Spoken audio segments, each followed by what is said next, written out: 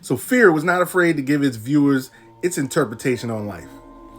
Fear did a great job at making a case on why people shouldn't just live in fear. Fear presented this narrative about what could happen if you let fear control your life.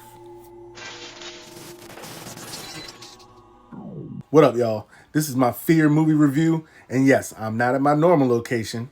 I'll be back there soon, but I did want to touch base with you, let you know about all these cool new movies and review some of them since I've been away. All right, let's get into it. Give a brief review.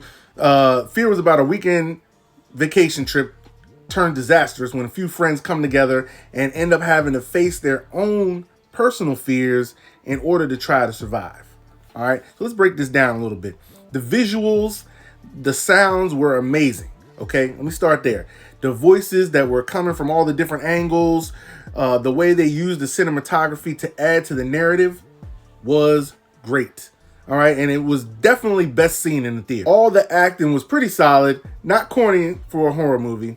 What I can say is I felt, Joseph Sikora, whom I love as an actor, was overdoing it just a little bit, trying to separate himself from his character on Power as Tommy. I feel like that's what he was trying to do, but it's still overall played out well. Now, I took this film as a semi-political style horror, basically to get people to chill the hell out.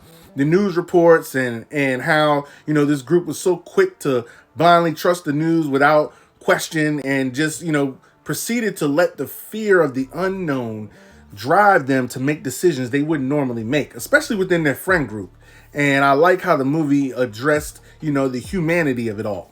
It's kind of like when everybody on social media turns into like a scientist or a doctor just because they read a few news articles. Now all of a sudden they got PhDs and whatnot. That's basically what this movie was trying to convey. The whole premise was to control your fear. And don't let the messages that the media and things you may hear drive you crazy, okay? Because all it's going to do is end up causing bad decisions and negative repercussions. So I know this is a horror movie, but it wasn't really scary. They didn't waste a bunch of time on jump scares or anything like that, all right? It was all a build-up for mental warfare within yourself. And the only way that they could really escape was defeat their mind. And as you see, a lot of them did not defeat it. Now, what was lacking, and I really wish they touched on this more, was the whole lore of Strawberry Lodge and how they had this whole deep backstory that they never really get into. They just brushed on top of it a little bit and showed pictures and some things from the climate, but I really wanted them to get into the whole lore of the story. And I love a good backstory, and they really had a chance and opportunity to give us a good explanation. Now, they did touch on a few things. There was the wine, the rituals in the basement, the missing girl in the woods, all that. But it could have really been a little more impactful had they spent a little bit more time there and the history. So overall, I'm giving this a fitted rating.